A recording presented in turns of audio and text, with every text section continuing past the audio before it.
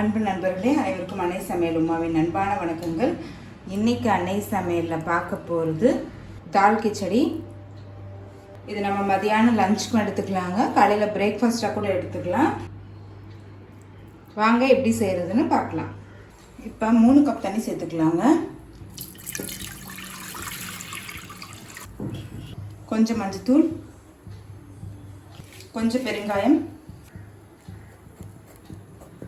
இப்போ 1/2 கப் பச்சரிசி 20 நிமிஷம் ஊற வச்சு சேர்த்துக்கலாங்க. நீங்கள் விருப்பப்பட்டீங்கன்னா எந்த அரிசி வேணால் போட்டுக்கலாங்க.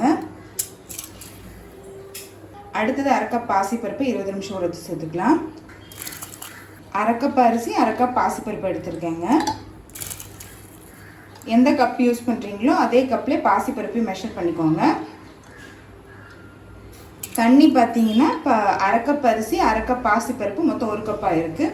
1க்கு 3 இதில் தண்ணி சேர்த்துருக்கோம். கொஞ்சம் உப்பு. இப்போ மூடி போட்டு குக்கர்லேருந்து 4 விசில் வந்தோன்னே இறக்கி வச்சிடலாங்க.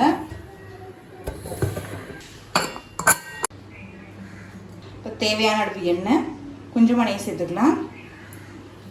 1 டீஸ்பூன் சீரகம், கொஞ்சம் பெருங்காயம், கொஞ்சம் கருவேப்பிலை, பொடியாக நறுக்கின இஞ்சி, பொடியாக நறுக்கின பூண்டு, ஒரு காஞ்ச மிளகாய், ஒரு பச்சை மிளகாய்,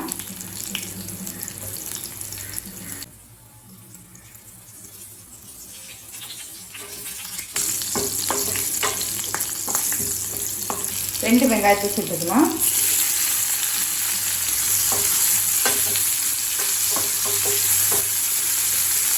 இது நம்ம மத்தியானம் கூட செய்யலாங்க, இல்லைன்னா பார்த்தீங்கன்னா மார்னிங் பிரேக்ஃபாஸ்ட்டாக கூட நீங்கள் செய்யலாம். செய்கிறதுக்கு ரொம்ப ரொம்ப சுலபமானது. சைட் டிஷ்ஷாக நீங்கள் அப்பளம் ஊறுகாய் இருந்தால் கூட போதும். 2 தக்காளி,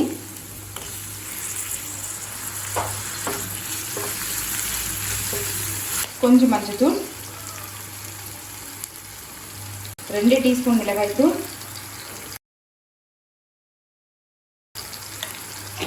1/2 டீஸ்பூன் தனியாத்தூள், தேவையான அளவு உப்பு. நம்ம அரிசி பருப்புல உப்பு சேர்த்துருக்கோங்க, அதனால் இப்போ அதுக்கேற்ற மாதிரி தான் நான் சேர்க்குறேன். கொஞ்சம் பட்டாணி சேர்த்துக்கலாம். இது ஃப்ரோசன் பட்டாணிங்க, அதனால் இந்த ஸ்டேஜில் நான் சேர்க்குறேன்.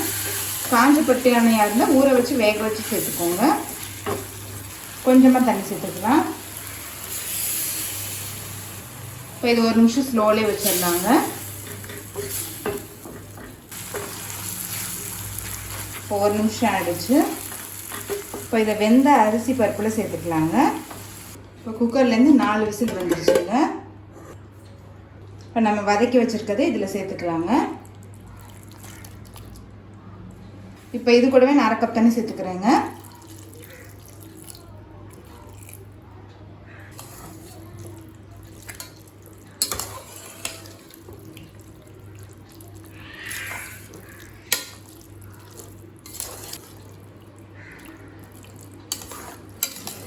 தண்ணி உங்களுக்கு எவ்வளோக்கு தேவையோ அவ்வளோக்கு சேர்த்துக்கோங்க.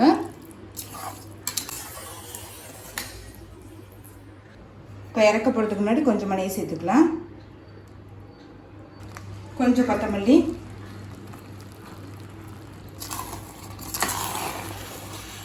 இப்போ தால் கிச்சடி ரெடி ஆகிடுச்சுங்க.